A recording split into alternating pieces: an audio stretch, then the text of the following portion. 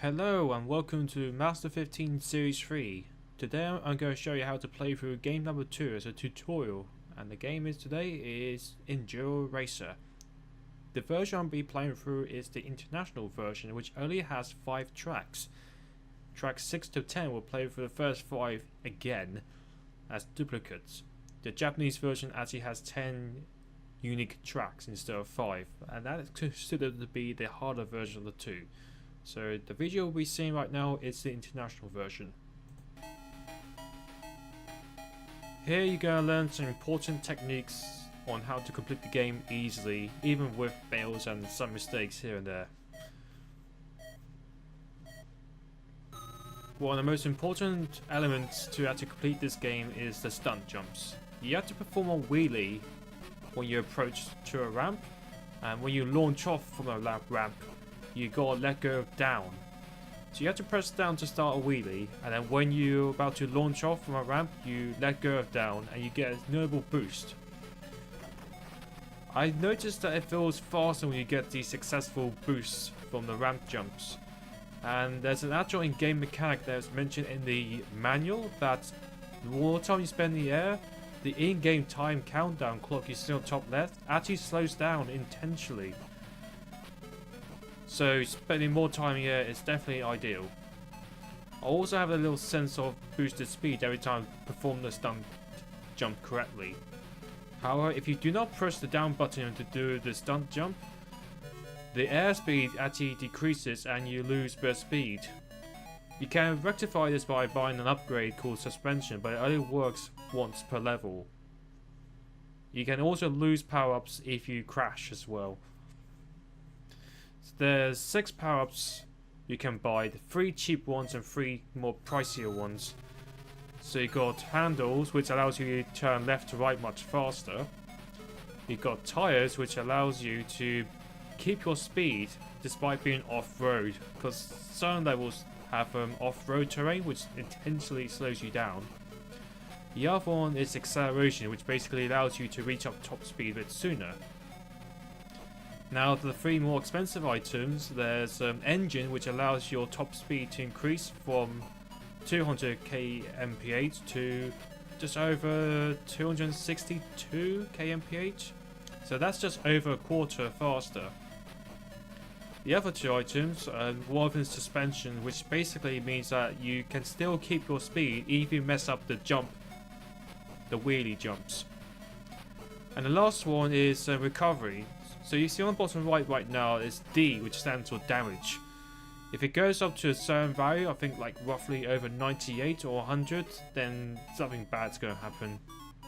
But you can repair it slowly. You can't instantly repair it. And I'm not sure whether or not it's luck based or not, but you get different items when you purchase it to recover damage, and different items have different values. Fortunately, if you follow this method of playing the game, you will not have any problems completing the game at all. This one has been an easy level because it's pretty much wide open. Sometimes it's a good idea to, if you buy the engine upgrade, it's sometimes wise to actually avoid some of the ramps so you can build up to absolute top speeds. You can see when the speed drops, that's because I've messed up the wheelie jump. But if the speed stays there, that means I executed the wheelie jump correctly.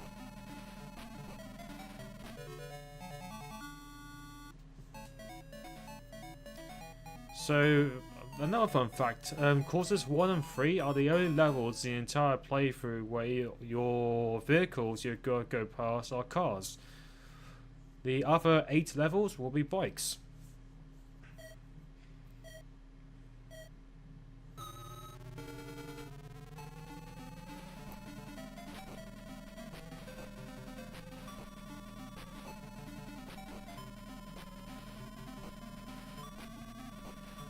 So if you want to go for pure speed, it's wise to buy an engine upgrade. But sometimes that can happen. So it's a bit risky using an engine for this level. However, if you master the wheelie jumps, a bay or 2 will not cost the entire run. I played through this game a couple of times without knowing the trick, so before I intentionally avoided as many ramps as possible, and it was quite brutal because a serious bail probably meant game over easily. And that's especially true because when you bail, the in-game timer countdown clock on the top left is supposed to count down a little bit faster according to the manual. And look at that. I only used up like 48 seconds, and that's with a bail. So mastering all these wheelie jumps is key to get a good time and not get any game overs. Course 5 is very tight. It's not as wide as the previous tracks. Most of the time I'd be going to the right and then going back to the middle. So it's usually I don't usually spend many upgrades here. I tend to play a bit wise and safe.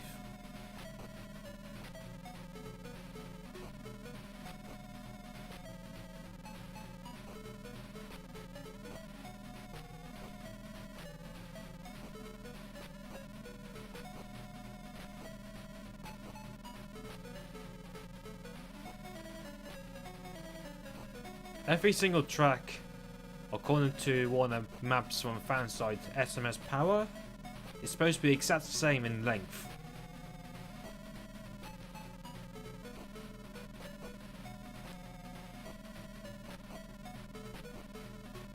So technically, if everything's optimized, you could get the same in-game time per track, but that pretty much depends on a number of ramps, in my opinion. Because I always notice that when you perform the wheelie jump correctly, I always notice there's a sense of extra speed, even though the speed meter on the bottom right of the screen stays the same. So that's loop 1 done. Loop 2, the main difference with loop 2 is that if you're really bad at this game, it usually adds an extra 50 seconds to your timer for loop 2, but loop 1 you usually add an extra 60 seconds. But obviously the obvious max is 99 seconds, which is just under 1 minute and 40 seconds. However, that's not really a good idea to calculate because the in-game countdown can change the speed depending on what's going on. So airtime, it slows down intentionally, or if you crash, the counter goes down twice as fast.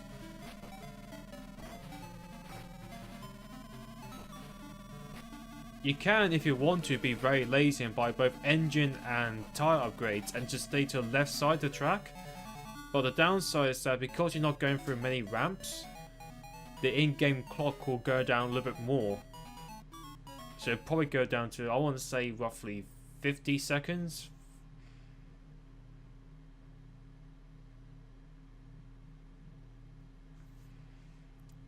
So again, if you play the first 5 tracks, the next 5 should not be a problem.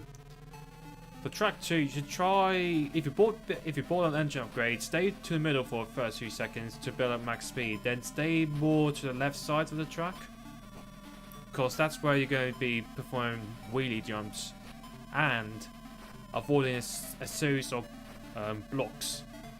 These block formations are always the same, thank goodness, so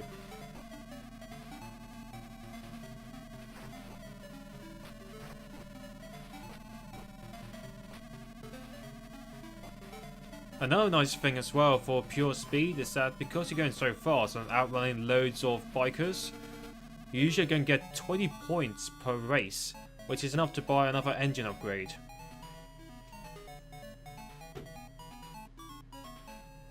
Look at the difference. The first loop, there's not many, like just under 10, but second loop you're going to get nearly 20 if you're good at this game. This one's, again, based on track 3, so it's a very wide open track.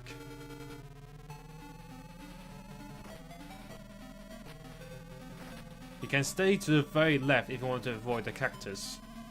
Or cacti, depending on the plurals. I might have messed that one up completely, but don't worry. The main part is talking about how to play through this game.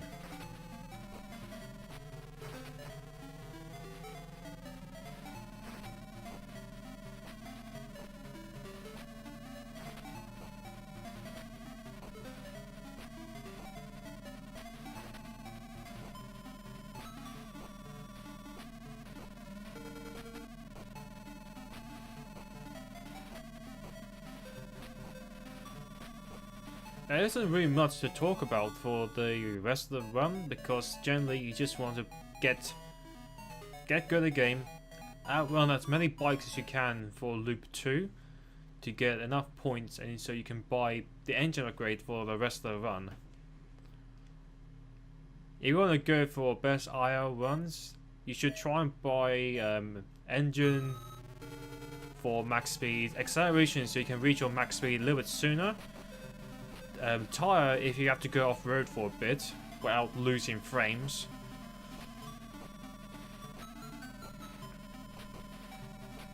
I think that's it really.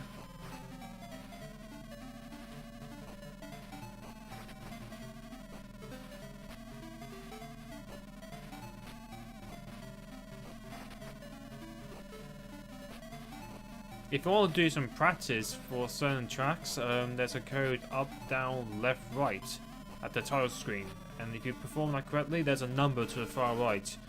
You can select levels 1 through 10, or 1 through 20 if you're playing the Japanese version. However, you start off purely vanilla build, so no upgrades and 0 points for passing any vehicles. So this is the last track on our top. I did bail once here, spoiler alert.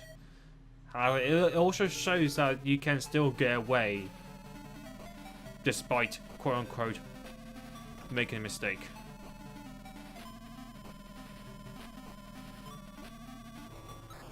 There you go, that's the death right there.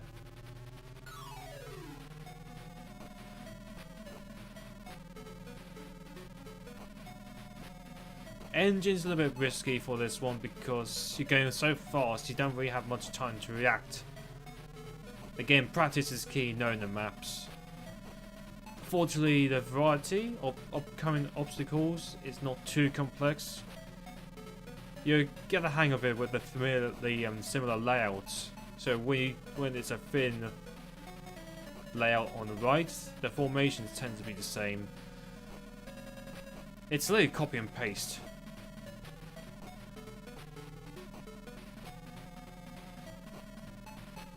And there you go. And that's an in-game time of 6 minutes and 49 seconds. Real time wise, just over 10 minutes.